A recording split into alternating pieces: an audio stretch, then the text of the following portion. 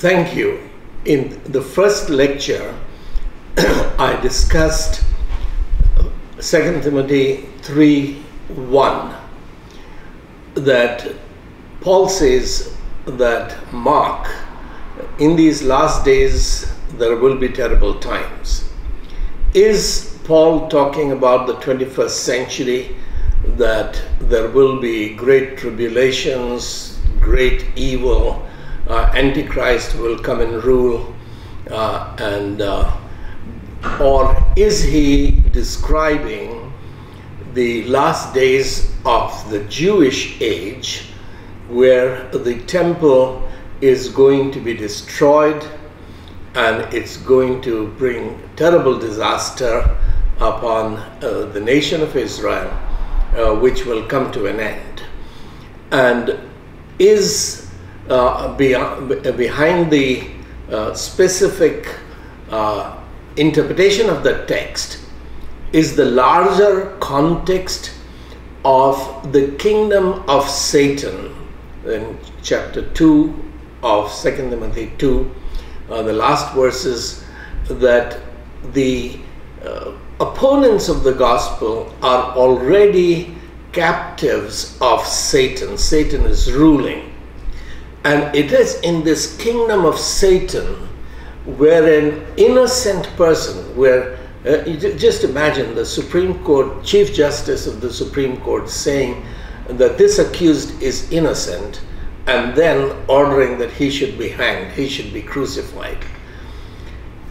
That was the kingdom of Satan. For translating the Bible into English, people like William Tyndale could be burned at stake. That was Europe. That Europe was changed, and then India was changed, where today even a Chief Justice or the Prime Minister can send people to assassinate someone in Canada, for example, or assassinate a judge, or assassinate a police inspector who is not towing the line. But publicly to cut off the head of an opposition leader and bring it to Parliament, or bring it before a banquet, that cannot be done in India today, because India was transformed.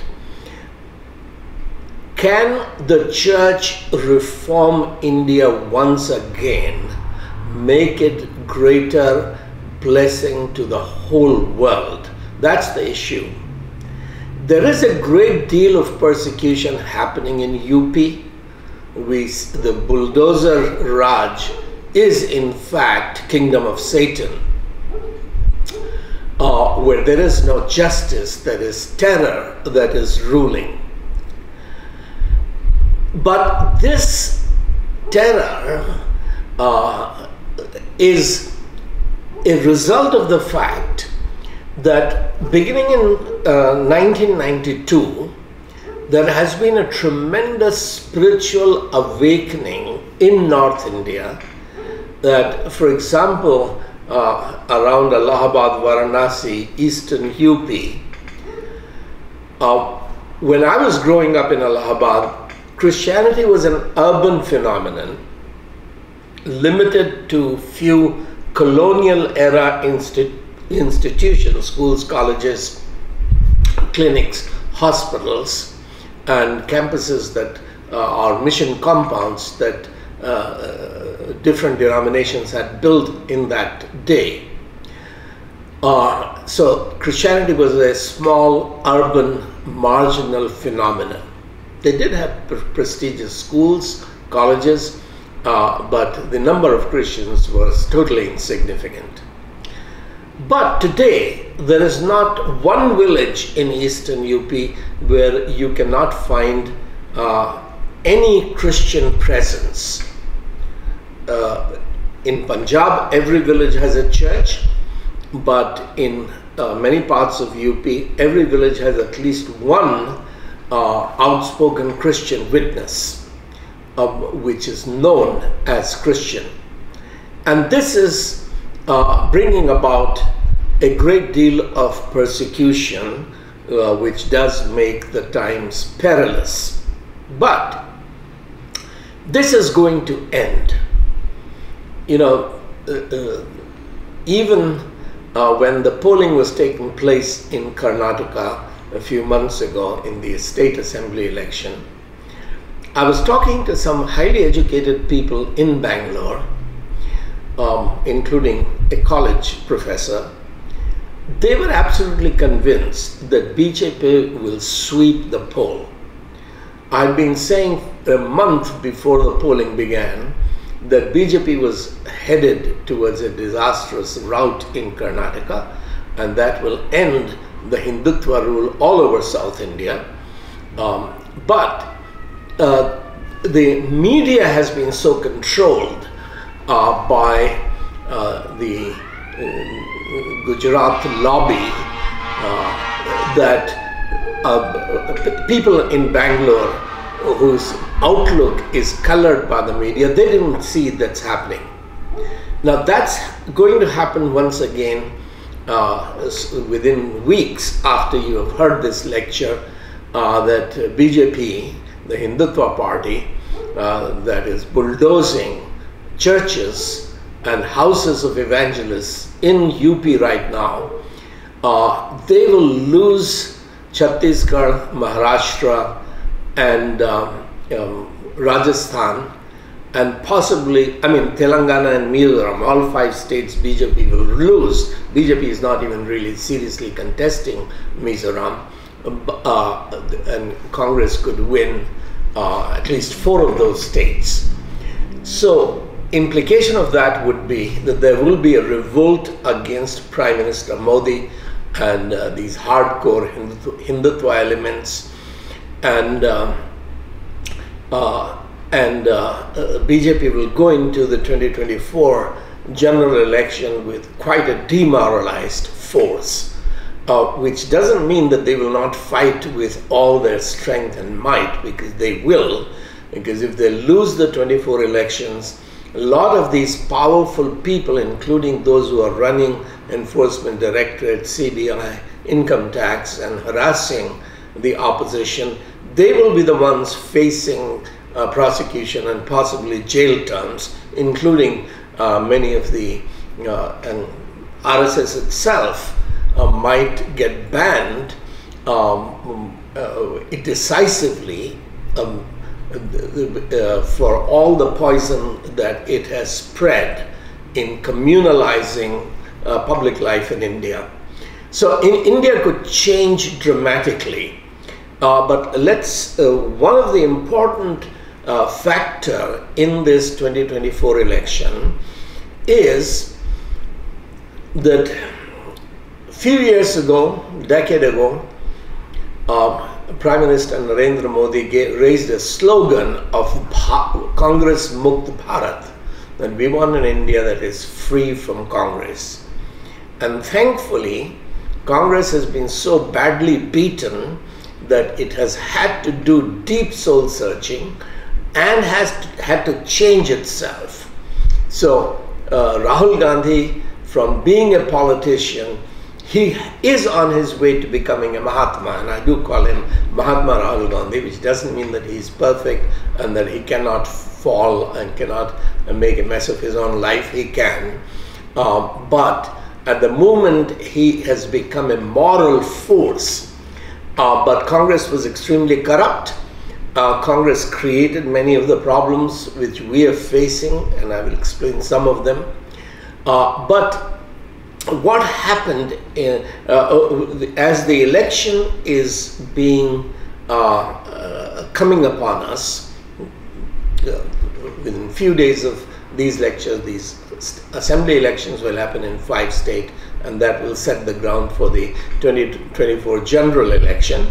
Now, it's of course possible that the general election will not happen, that the only way to turn India into a Hindu Rashtra is in fact through throwing away the constitution, throwing away the ideas of elections and imposing an emergency. For that to happen, you have to create a large-scale violence in India. You have to kill Muslims and you have to kill Christians and create large-scale violence so that constitution can be thrown away and a dictatorship can be established. That is, in fact, the only way for BJP to continue to rule.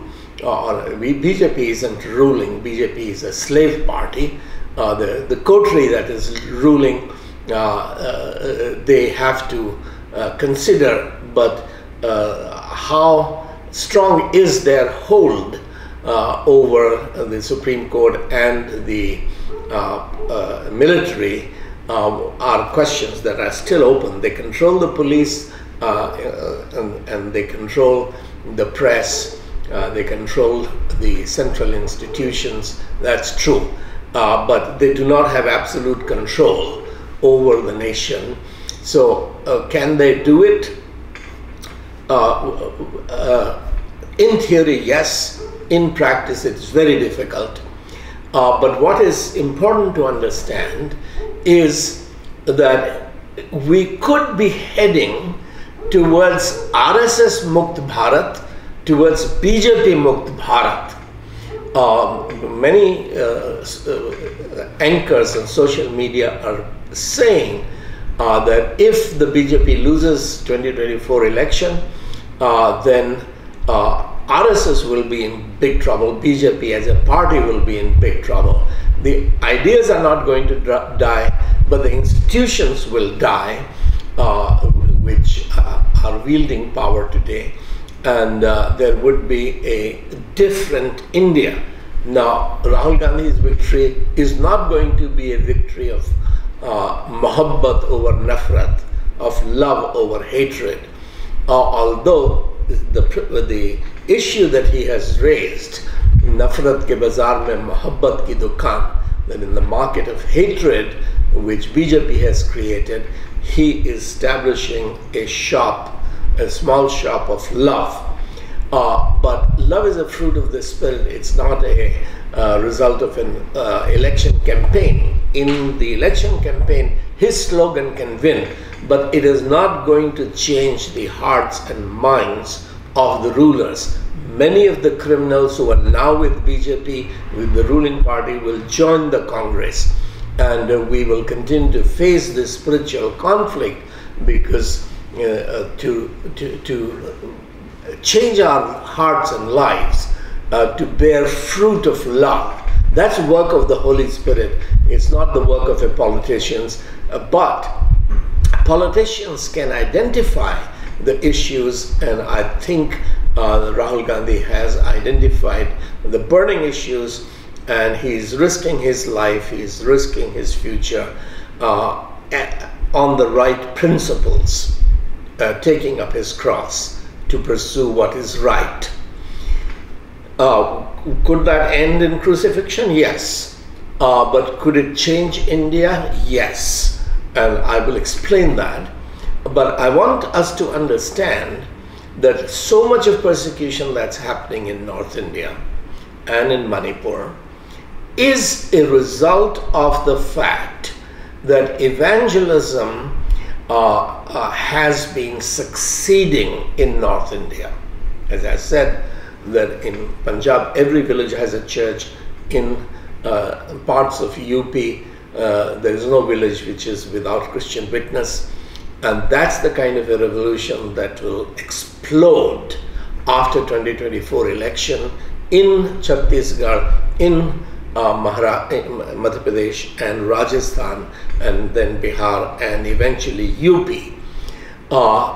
because the persecution of the church in UP is exposing how terrible Hindutva is.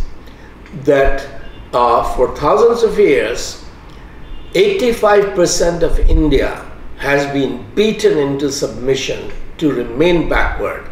And the slogan of Ghar Wapsi, the effort to force converts to return to Hinduism through threat of terror, persecution, beating, burning, economic harassment, that you will be excluded from the marketplace. You cannot sell in our market, you cannot buy from in our market, as the merchants of Chhattisgarh have taken oath, public oath, that we will exclude Christians and Muslims from the marketplace. This spirituality of hatred and oppression and persecution, this is going to boomerang upon Hinduism, because when you beat up an evangelist who is praying for the sick, healing the sick, witnessing to the other people, when you beat him up, when you throw him into jail on trumped up charges, you are exposing that Hinduism is a wicked religious system. That's the message you are saying, Hindutva is sending to the relatives, because this wickedness of persecution can be sustained only as long as you have political power. But that political power is not going to stay with you, because the relatives and the well-wishers of those people who may not have personally become Christian or may have reverted back to Hinduism, they are getting the message. Now, it is in this context we have to understand the social quake that Stalin, Udayanidhi Stalin, began when he called for elimination or eradication of Sanatan Dharma. Just like India, the name India came to India with the Latin Bible. It referred to the area around Sindh River. The Persians ruled that area, but they couldn't pronounce Sindhu, so they called it Hindu. And people living there, around there, worshipping gods and goddesses and demons, they became Hindus. So the word Hindu is of alien origin. Hindustan is Persian word. Persia invaded Greek. There was a lot of interaction between Greece and Persia. Persia couldn't pronounce Hindu, they pronounced it Hindu. And out of that, Latin Bible described that area around Sindh River as India. So Christopher Columbus goes to South America, sees the people there, he calls them Indians. Later, of course, he finds out that this is not India. Everybody finds out that Columbus was wrong. But that name sticks, that Native Americans are Indians. 300 years later, Captain Cook and others go to Australia. Vasco da Gama has already come to India in Calicut, but nobody in Calicut, nobody in Kerala calls himself an Indian or calls himself a Malayali, because Malayalam as a language doesn't exist in 1498, and India doesn't exist. No Indian ever calls himself an Indian. The concept of India doesn't exist. It is a concept that exists in the minds of European scholars and explorers because of Latin Bible. But 300 years after Vasco da Gama, they find Australia. They call the native Australians Indians. Until about 100 years ago, native Australians were also Indians. Indonesia, why is it Indian Asia? Because the idea of India was a European idea. It fascinated European minds. And the idea came to India with Europeans. And the idea of India as a nation state was brought by Protestants, missionaries, because the Roman Catholic theology did not have the concept of nation state. It had a concept of Christendom, that everything should be Christ's kingdom. The idea of sovereign nations governing themselves is a Jewish idea, which Europe accepted as a result of the Protestant Reformation. 1648 is the first time where the modern concept of sovereign nation state was accepted in the Peace of Westphalia, Holland and Switzerland, Netherlands and Switzerland became the first two nations, modern nations in the biblical sense of the nation in Europe, and that inspired the formation of 13 colonies in North America as United States of America, which is not a kingdom, which is not an empire, but a nation in the biblical sense of the word. That is the climax of the Reformation, that's the idea that was brought by the Protestant movement. I won't take the time in discussing that history, but the point that I'm trying to make is that what Mr. Stalin began when he called for eradication of Sanatan Dharma. Now, Sanatan is not a Hindu term, it is a Buddhist term. Annie Besant, a theosophist, she was the first who used a Buddhist word of Sanatan to apply to Brahmanism as a Brahminical religion. It became Sanatan. So neither Hindu nor Sanatan are Hindu terms. Hinduism is a creation of Indologists. Hindus themselves never call themselves Hindus because the state religion in all the kingdoms, most of the kingdoms that are today referred to as Hindu kingdoms, the state religion actually was Tantra. But Tantra also is not a Brahminical or Hindu idea.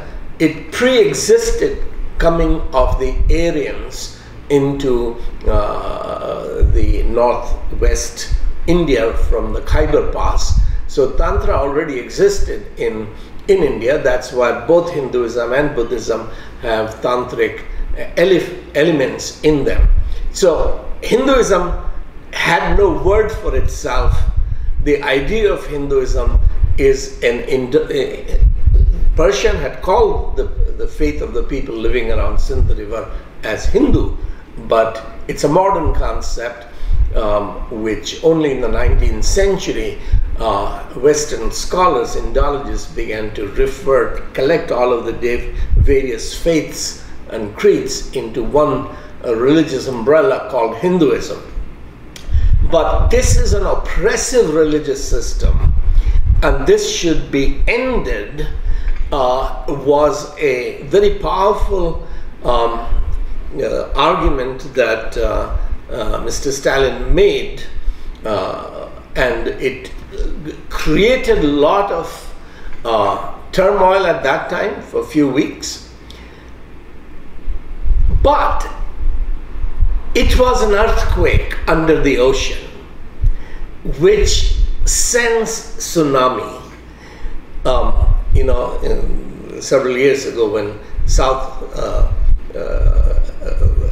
India, the eastern coast of Tamil Nadu and Andhra, Telangana, when they were hit by the mighty tsunami that began 1,000 miles away underground in an earthquake, tsunami could not be detected because the water travels underground until it hits the shore. Then you have 100 feet high wave. So the question is that I wrote at that time that Stalin has started a tsunami. It will not be visible on surface, but it is going to set the agenda, which we will see the consequences after 2024 election when the tsunami really hits. Now, Nitish Kumar, the Chief Minister of Bihar, has fueled that tsunami with caste-wise census. He's provided the data that the upper caste Hindus are really less than 15% of India. The 63% is backward caste, 19 or so percent is scheduled caste, etc. So about 85% of India is the oppressed. It's not in their interest to remain Hindus. Why should, if you call me untouchable, you call me low caste, you call me Shudra, why should I remain part of your religion? This is the problem, which is what is the press is calling Mandal Commission versus Kamandal or Mandir, Mandal versus Mandir controversy, in which for now the Kamandal or Mandir have taken the back seat, and Mandalization of politics is happening. Again, Rahul is playing very important role in this, because his party, Congress party, was a party dominated by Brahmins and Banyas. Sanjay Gandhi brought into it the Thakurs, the Maharaja lobby. So VP Singh, Arjun Singh, Shekhawat, etc., the Thakur lobby was brought after 79 into the Congress party, but Congress party essentially was controlled by Brahmins and Banyas.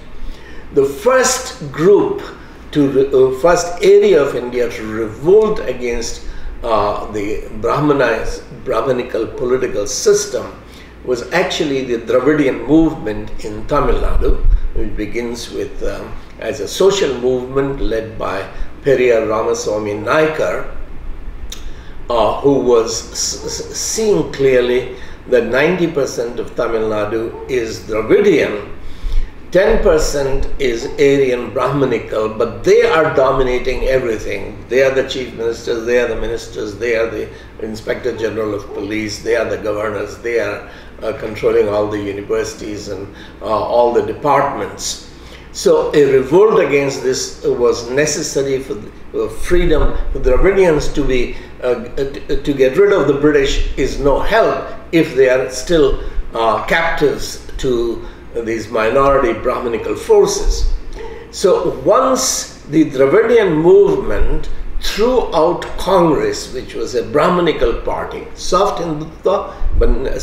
Hinduism is nevertheless a Brahmanical party, when they were defeated under Annadurai and then Karunanidhi, etc., the conversion movement began.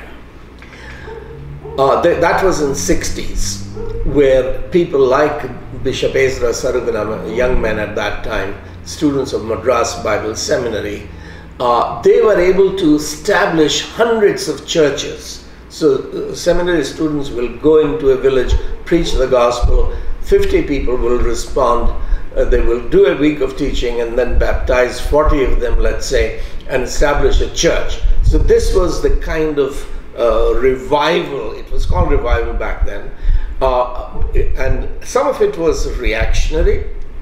They were discarding Hinduism because of all the work that the Dravidian movement had done, but a lot of it was a genuine acceptance and experience of Jesus. Out of that came the great indigenous missionary movements of French missionary, Prayer Band, IEM, IMA, etc., which sent missionaries to North India in the 1960s, 70s, 80s. But this missionary movement of highly dedicated people who had thrown their families into this alien culture, language, learned the language and begun to love the people and bear witness to the people in North India, they didn't see a lot of fruit until 1992 when the fruit began. Now, how did that begin? Why did that happen? We need to understand that in order to understand the future of what is going to happen after 2024 elections. See, the conversion movement in North India after 92 actually originated in Tamil Nadu in 1981 in Meenakshipuram conversions. Many Hindus, Dalits, I think maybe 300, converted en masse to Islam. the Hindu, at that time, Jan Sangh was a very small force which became BJP. And Vishwa Hindu Parishad, which had been started in 1964, these were very small marginal movements. They saw an opportunity to use the Meenakshipuram conversions as the stick with which to beat Indira Gandhi and Congress. So they called for a massive rally, a Save Hinduism rally in April in 1981 or 82. I think it was probably 82. The conversions had happened in 1981. And the argument that Vishwa Hindu Parishad and Jan Sangh was using was that it is Congress's policy of allowing missionaries, both Christian and Muslims, which is responsible for these conversions. Because Saudi Arabia is making a lot of money by selling petrol, and the dollars that they are earning, petrodollars, these dollars are being used to build mosques and spread Wahhabism, that is militant Islam, and they are buying these converts with petrodollars. So this is petrodollars at work, and to stop this spread of Islam in India, we have to throw out the Congress government, and therefore we have to get all the sadhu sants, mahatmas, to bring their followers to Ram Leela ground in Delhi to have this mass rally of Save Hinduism. So Mrs. Gandhi, of course, knew perfectly well that this is intended to be not Save Hinduism, but to remove Indira Gandhi and remove Congress. So she asked Jagjivan Ram, who was an untouchable, a chamar from Bihar, a very good orator, a minister in her cabinet, to take care of this problem. So Jagjivan Ram called the collector of that area where the Meenakshipuram village was and inquired what is the intelligence report on these conversions. Are these converts being bought by petrodollars to quit Hinduism and become Muslims? The collector had already done the study of the problem, because this had become a national issue, and sent his report of 10-20 reasons of why these conversions to Islam have happened. And you can find the reasons on the internet easily. But the important a point that illustrates is that there is a pond in the village. All the upper caste people swim in that pond. Dogs and buffaloes swim in that pond. All the animals drink water from that pond. Muslims take water from that pond. Dalits are not allowed to use that pond, take water from it, swim in it. Dalits had applied repeatedly, made formal application that this is a public pond, it's not a private pond of some Brahman or some Thakur. We should be allowed to use the water as everybody else is using. Nobody had paid any attention to their repeated formal applications. So they decided that Dr. Ambedkar was right. The only way out of this discrimination and oppression is conversion. That today in our village we are treated lower than animals. If we become Muslims, Muslims have a right to use this public pond. We will get the right to use public pond. So this is injustices of Brahmanism, Hinduism, which the backward castes have accepted, which is what is driving Hinduism out of, driving Dalits out of Hinduism into other religions, including Islam. So, how are you going to tackle this? Jagjeevan Ram, cabinet minister at that point, he called 5 young people from Delhi University whom he knew, and he asked them that, look, they have made your people, our people, lower than animals for thousands of years.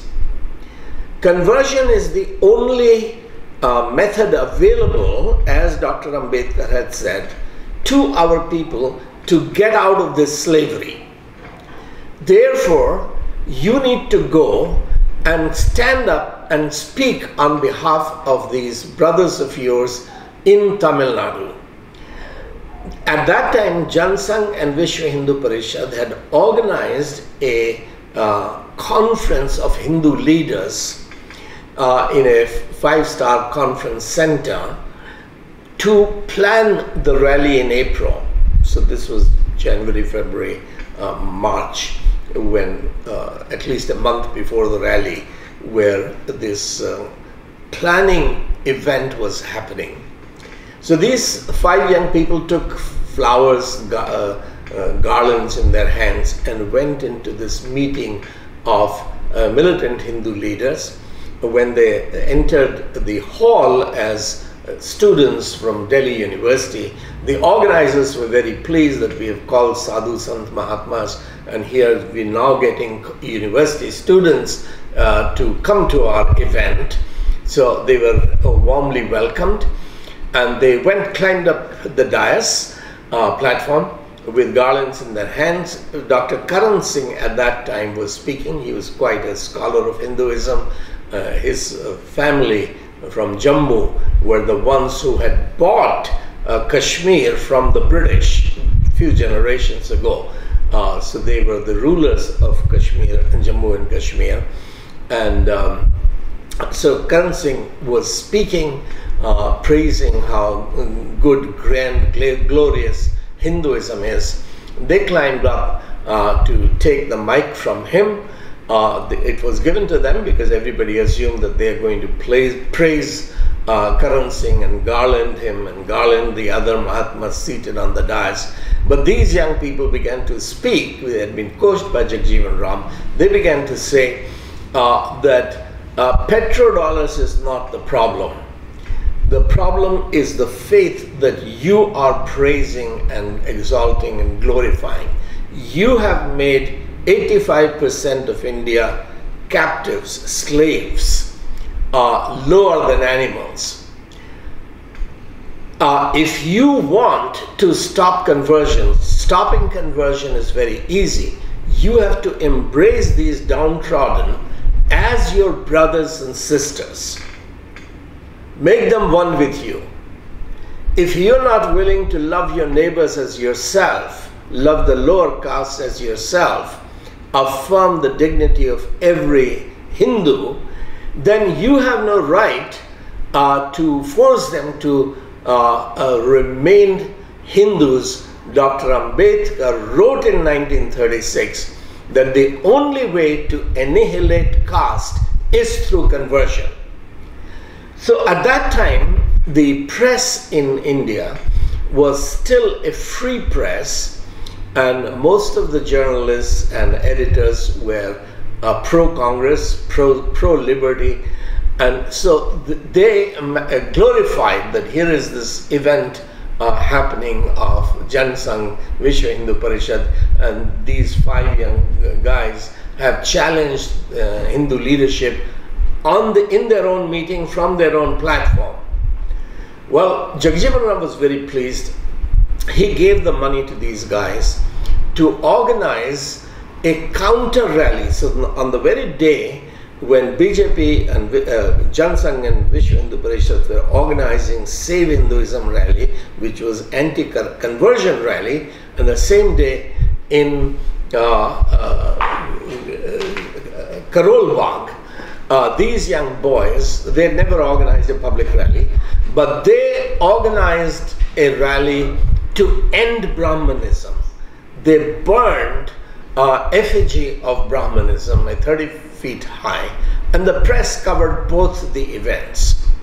Now, Jagjeevan Rao was very pleased. Of course, he had given the money, he had mobilized the mobs, but he kept the Congress out of the picture. It was these young Dalit students, intellectuals, who were spearheading the movement pro-conversion.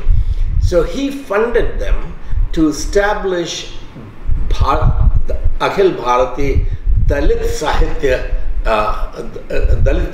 Sammelan. The Sahitya Sammelan is an official body which is celebrating Indian writers, but Dalit Sahitya Sammelan was a brainchild of Jagjeevan Ram, which these young men began to lead.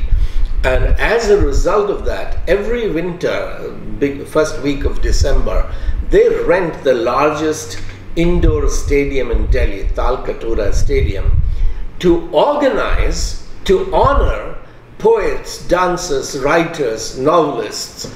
And that's why Dalit literature, although it is not covered by the national press and the books are not easily available in the mainstream bookstores, but for every single book that Christians in India publish today, there are at least a few dozen, if not 100 books that Dalit writers are publishing.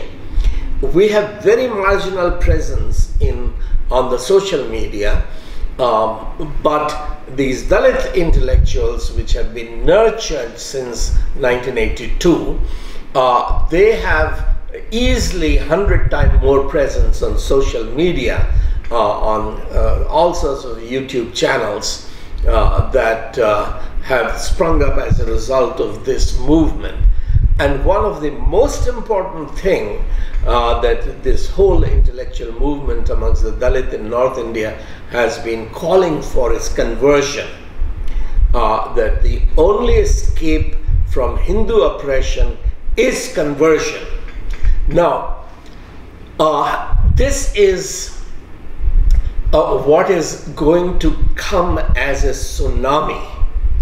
That, okay, Nitish Kumar's survey and statistics of what is the actual number or percentage of upper castes, backward castes, most backward castes, Dalits and tribals in India, we now have the facts, but what are we going to do about it?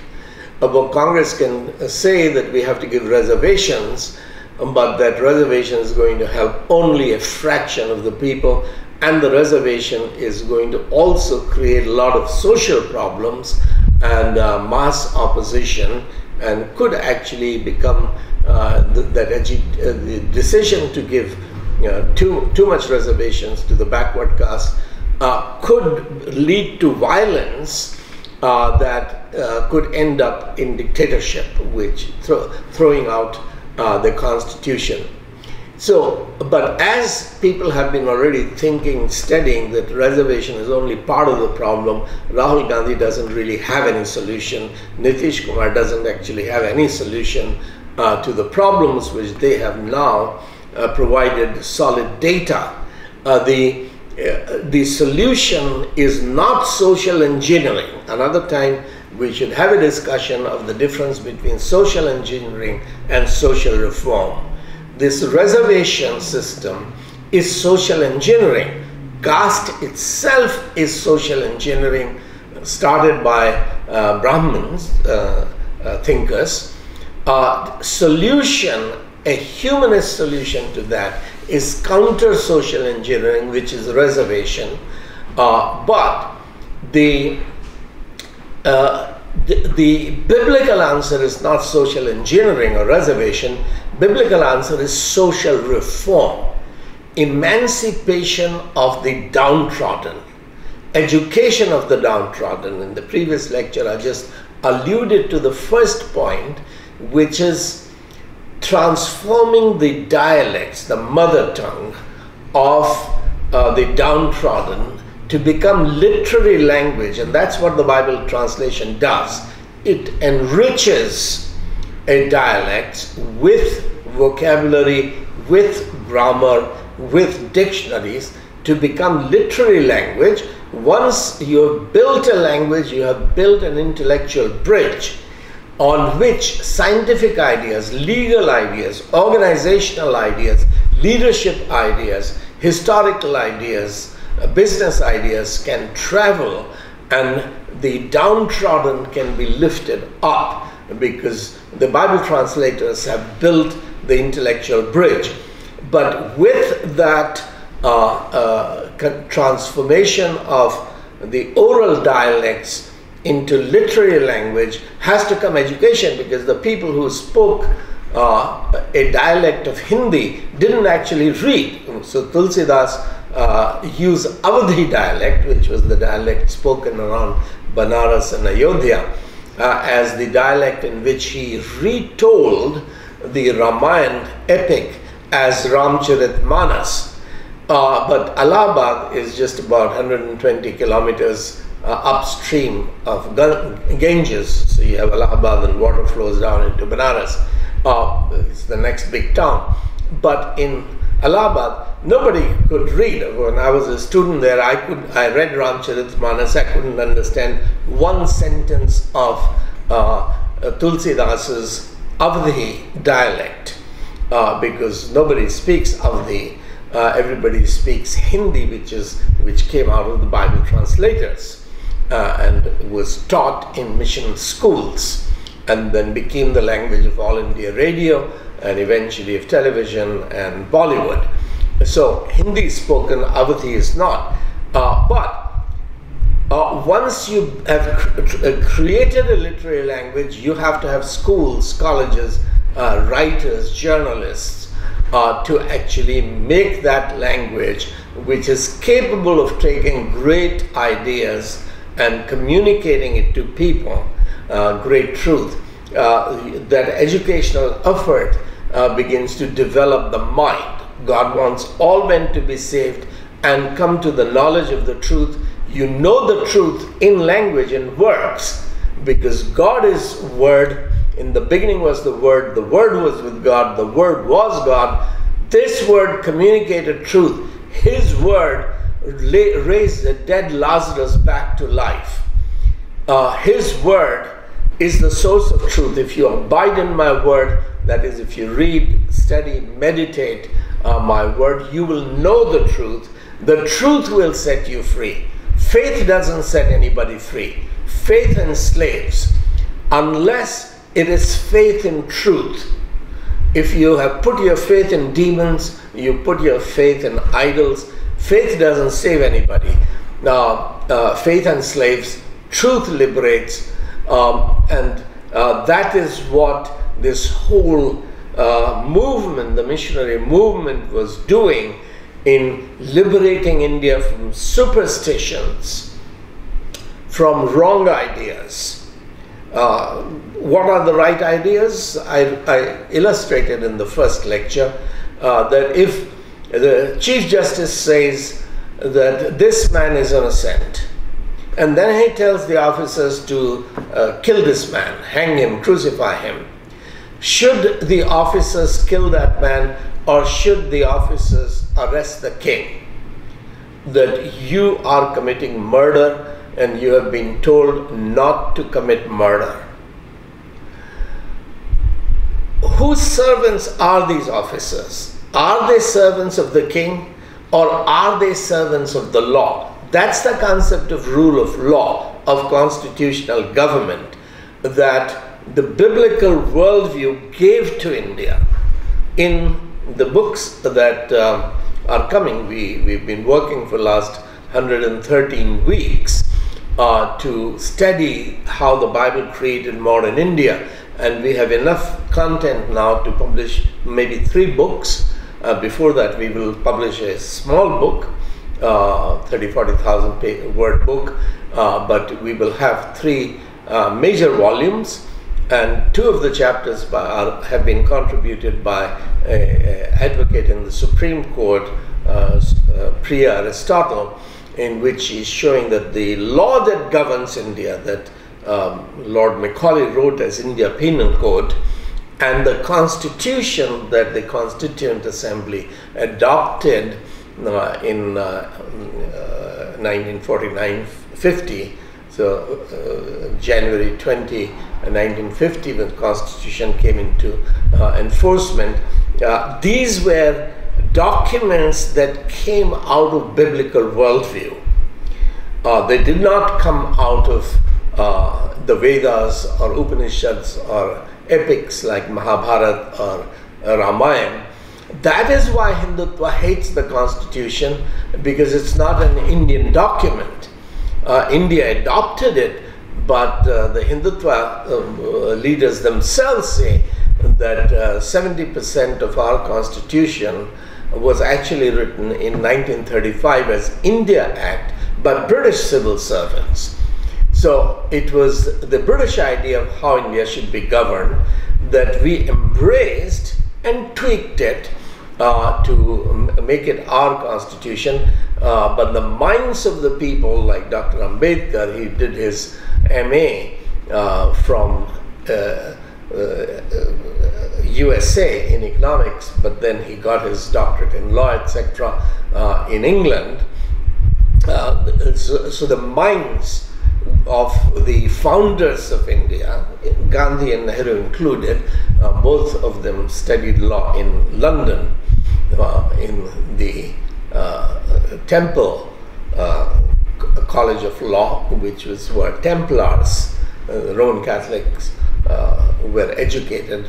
So the mind of our leaders was shaped by the biblical worldview, which created modern India, including modern Indian law, the concept of rule of law, modern Indian constitution. But coming back to the important question, that when these Meenakshipuram conversions happened in 1981, 1982, the Dalit intellectual movement began in North India, thanks to Jagjeevan Ram and some heroic young men from Delhi University. That was just about the time when Kanshiram quit his job with the Indian military. He was in the civilian sector, and quit the Republican Party of Maharashtra, which was Ambedkar's party, to come to Delhi.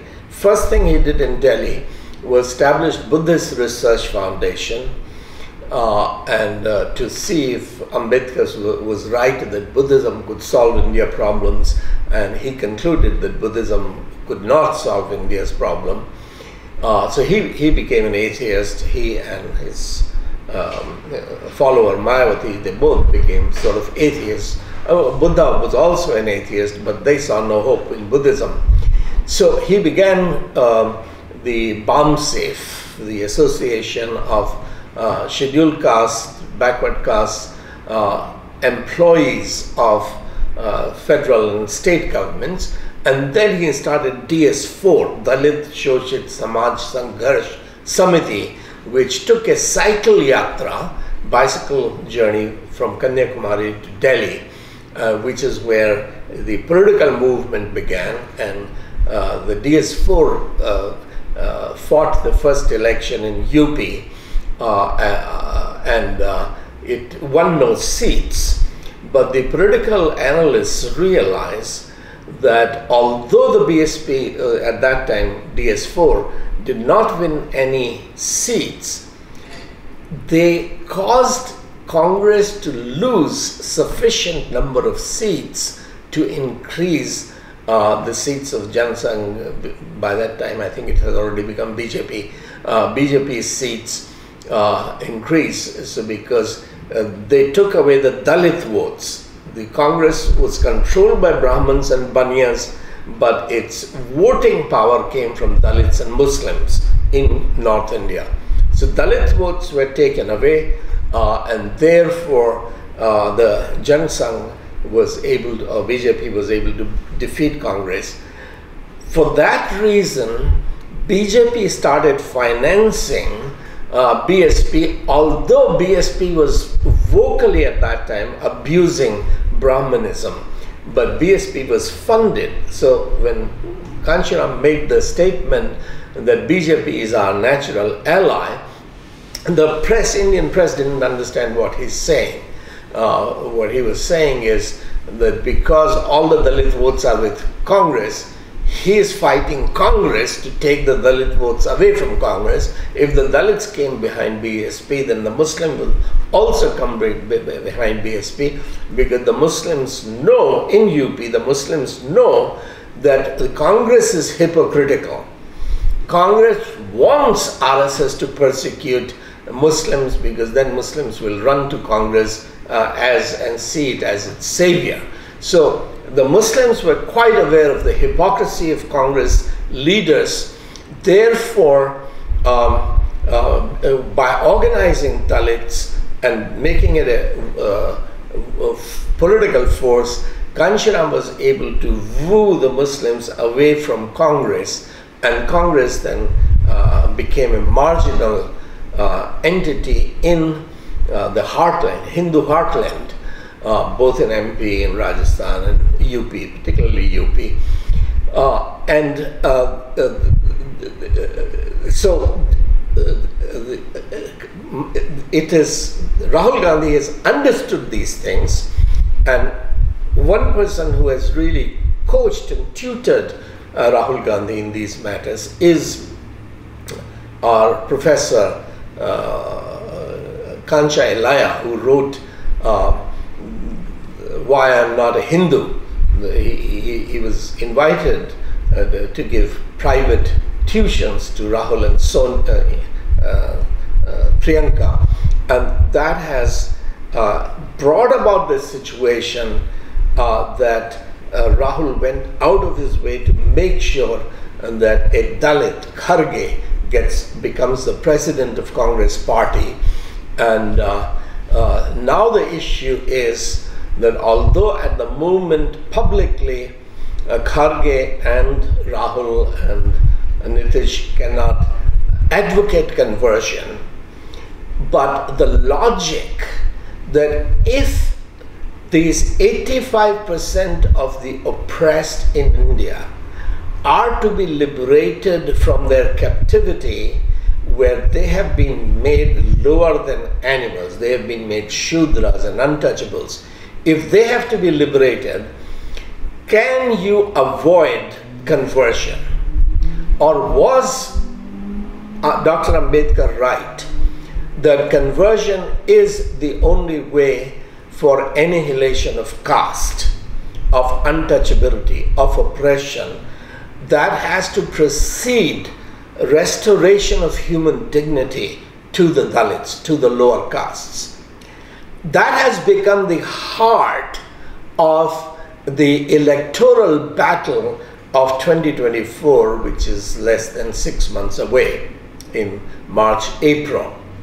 So the earthquake, social quake that Udayanadi Stalin began by calling for eradication of Sanatan Dharma, that has created massive tsunami, which the press is not going to acknowledge. It will do everything that it can to ignore it, suppress it.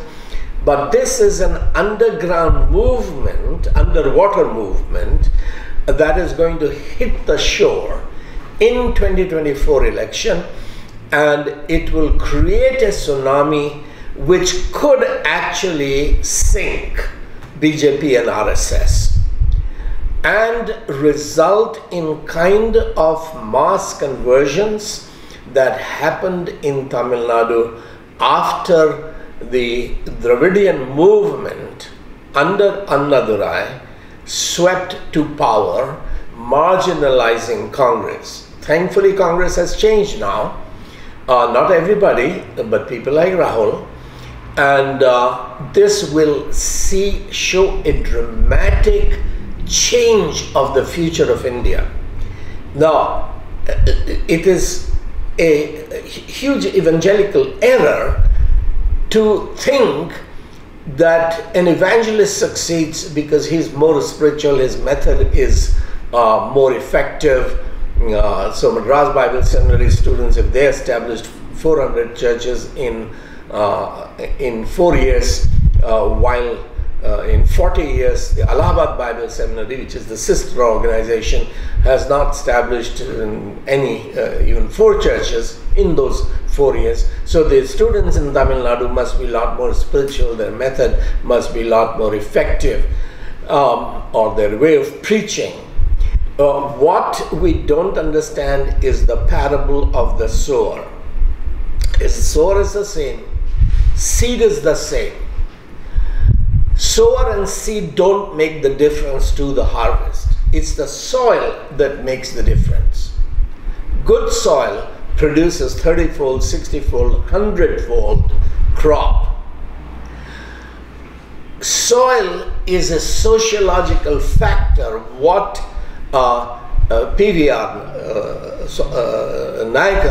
Ramaswamy Naikar had done in preparing the Tamil soil for conversion, although he was an atheist, but he was removing thorns and thistles and stones and preparing the soil for the seed to bear fruit. The seed was being sown by Ezra Sargunam, by Madras Bible School, College. The seed was being sown by evangelists, but the soil had been created by Lord of History through the sociological, social and political, intellectual, religious movement. That's the movement that Kanchiram, Mayavati, and Jagjeevan Ram and this Dalit Sahitya Academy has created in North India. And as the political scenario changes, what Yogi government, the bulldozer government, is doing is confirming PVR's assessment, Stalin's assessment, Kanshiram's assessment, that the kingdom of Satan has made the masses captives, kept them in terror. When you are forcing them for ghar wapsi, you are intimidating them to remain captives to the kingdom of Satan. But it doesn't matter how wicked and how oppressive Pharaoh is. When God is out to liberate the captives, he changes history, and those iron chariots of Pharaoh will get stuck in the Red Sea, and God's children will be brought into freedom. Of course, that freedom is not going to last until they are born again, until the law of God, which is written on stones, gets written in their hearts. They are called to memorize, to meditate, to reflect upon God's law day and night, write it everywhere, so that the law is internalized and they begin to live by the law of God. That is, not their self-interests, but a shared moral culture is created where people become trustworthy. They don't bear false witness. People don't covet, but they create wealth. So the Jewish work ethic, which became the Protestant work ethic, the 6 days you will work, 7th day you will rest. These changes come where sex begins to be respected, that you shall not commit adultery. Yes, you were slaves, and slave owners used and abused your wives, your girls, but you will be set free from the lust of the flesh, and you will love your own wives, not your neighbor's wife. You will not covet your neighbor's wife, but you will build your own family. Your children will honor their father and mother, because the father and mother will become honorable, good parents, etc. So the transformation of the whole culture, by the entire culture sharing the same moral values, which is circumcision of the heart, that your heart of Egypt is removed, a new heart is given to you by God's Spirit, that is what will keep freedom, because this is the law being internalized in your heart means that now you don't need a pharaoh to govern you. You are, there is self-government. Self-governance means limited government authority over you. You will not have a king. You will all be free under your own vine, your own fig tree, developing your own economy and agriculture, living as free people, governing themselves according to the law of God. If the self-governance is not there, if you are coveting, how much bribe can I extract? Whose wife can I get? If you are coveting, if you are turning your whole judicial system into based on deception, where the lawyers themselves are teaching their clients to bear false witness, to invent stories, then you create a chaos where election democracy means nothing. You have become incapable of governing yourselves. Therefore, you have to be governed through bulldozers and sticks and guns. And the police force is no longer instrument of justice, but instrument of terror to enslave you again. The British have gone, but you have a government which is much worse. Mahatma Gandhi could oppose the British. British didn't kill him. It was the Hindu fascism that killed him. And that Hindu fascism is now killing evangelists, arresting evangelists, harassing Christian institutions. Are these perilous times? Yes. But could India change? Could India begin to experience the greatest evangelistic breakthrough in 2024, so that it generates so much energy, evangelistic energy, so that like Tamil Nadu, Andhra Pradesh, Kerala, and some of Northeast sent missionaries all over North India. Now India will send missionaries to the rest of the world, because so much spiritual energy will be generated as a result of the movement that is lying right in front of us within the next few months. Of course, the UP government is going to stay longer after the 2024 election, but a decisive defeat of the BJP in center will help Prime Minister Yogi, even if he remains in power, that his eyes will be open to see that his bulldozer is actually going to bulldoze him and his faith out of UP, and UP will have a kind of religious explosion as Tamil Nadu and Telugu states of Andhra and Telangana have experienced since the 1960s. So the necessity for us, the question, what is the role of the Indian church? The first role of the Indian church is to throw out the American idea that the body of Christ on this earth is the useless body of Christ.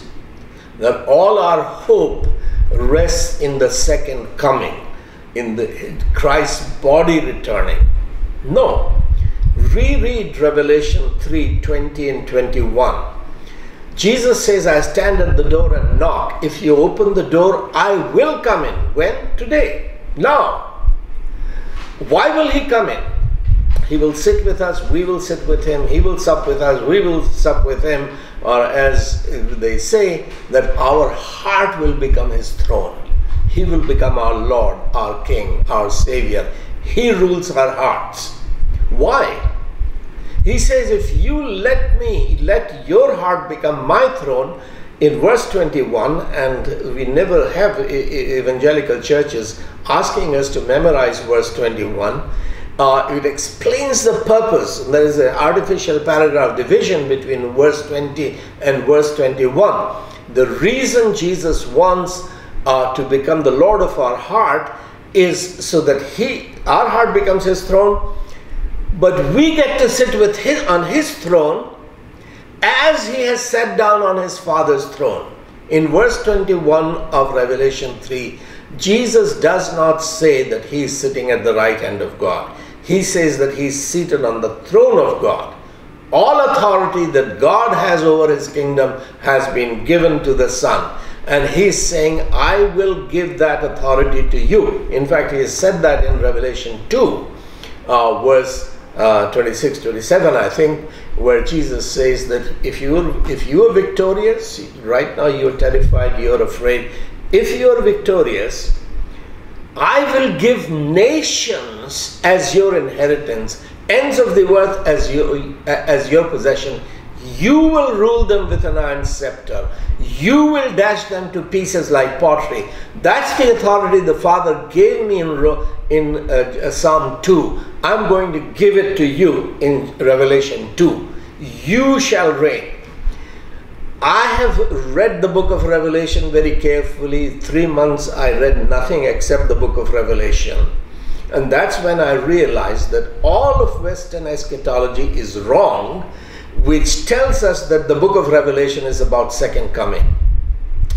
The central point of the book of Revelation is kingship of all believers.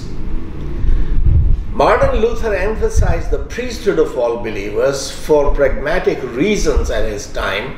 A calling for priesthood of all believers was a call to take the power of Roman Catholic priests, give it to the people, that everybody should be educated to know God, that the knowledge of the scripture should not be a monopoly of the priests.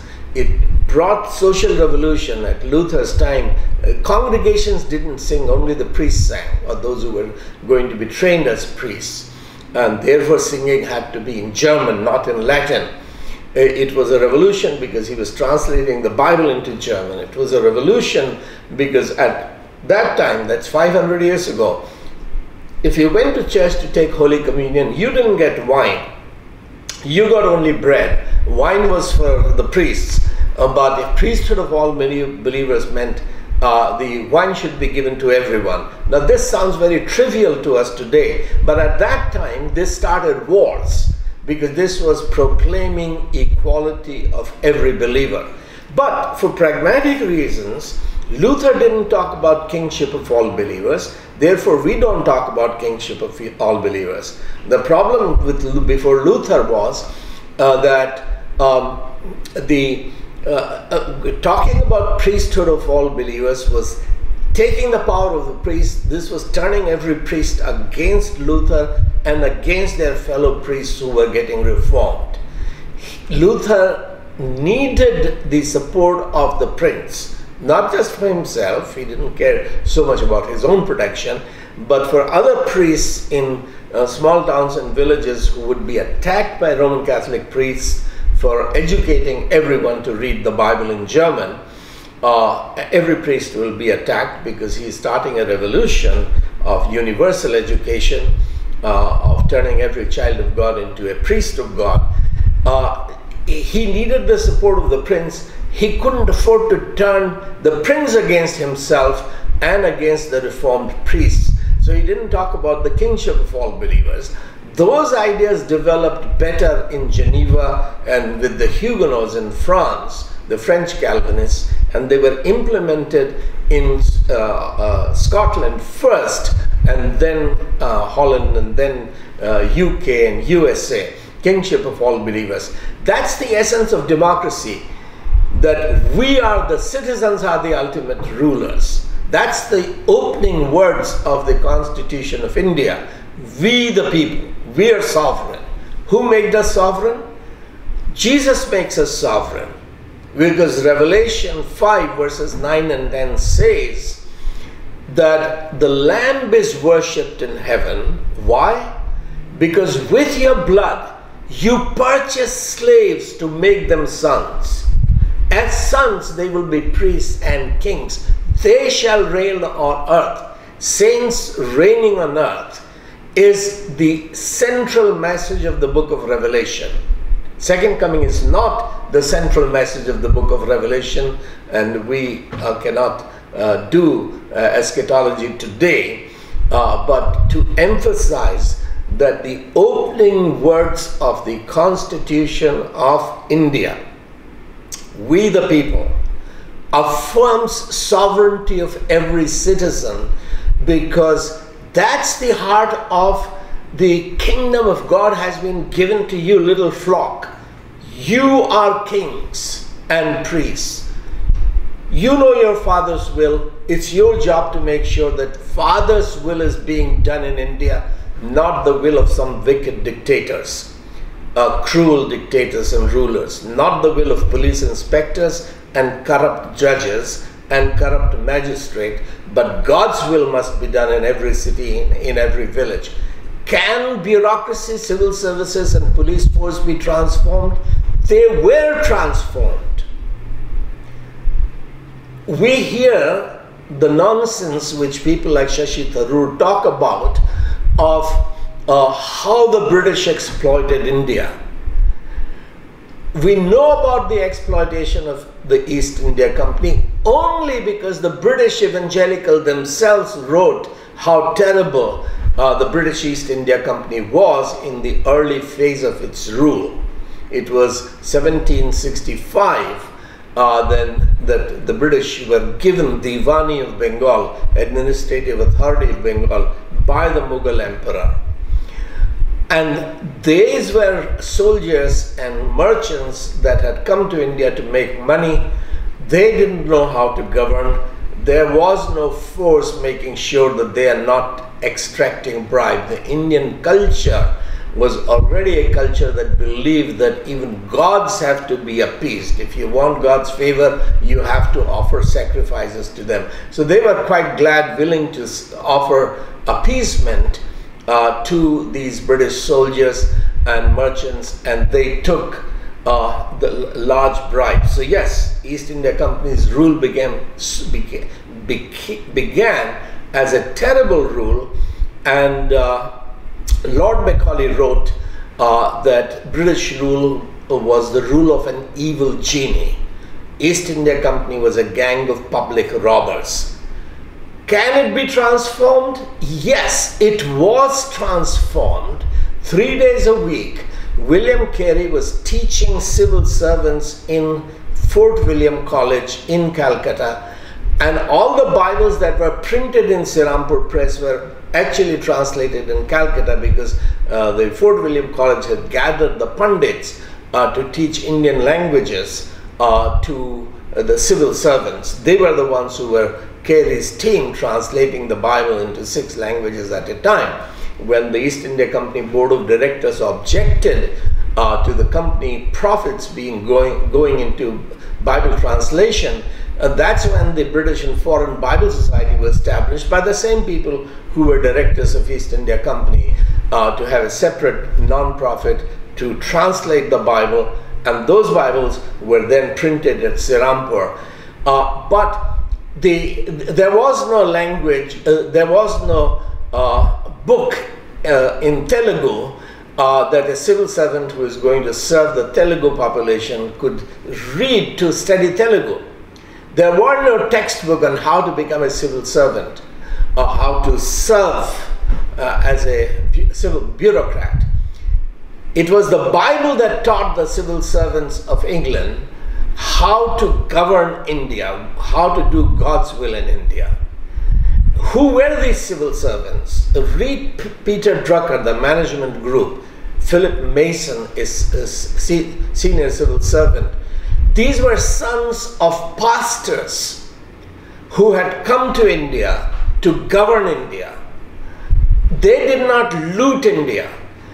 Peter Drucker makes the point that British Raj survived for 190 years, not because the British had very good policies.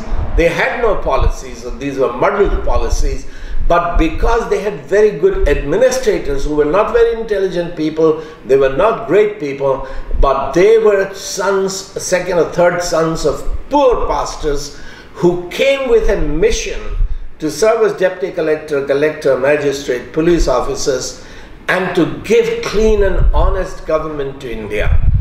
So until 1974, India had clean civil services, police force, administration. Only in 74, when the agitation against the mismanagement of hostels in Ahmedabad began, in Gujarat began, and Jayaprakash Narayan in Bihar began his national campaign against corruption. So from about 1820s, 1830s to 1974, India had clean government. We did not have the corruption of the police and the enforcement director and income tax department as we see today. So the gospel is the only force that has ever given clean government to India. The gospel can once again reform India, and it can go on to reform Pakistan and Nepal and Myanmar and Sri Lanka and Maldives and Afghanistan and Asia, other Asian countries and Africa. And that's the role that the Indian church has to play. I will talk about the third education revolution and bless India perhaps during Q&A. Thank you very much for listening and for giving me this opportunity to talk to you.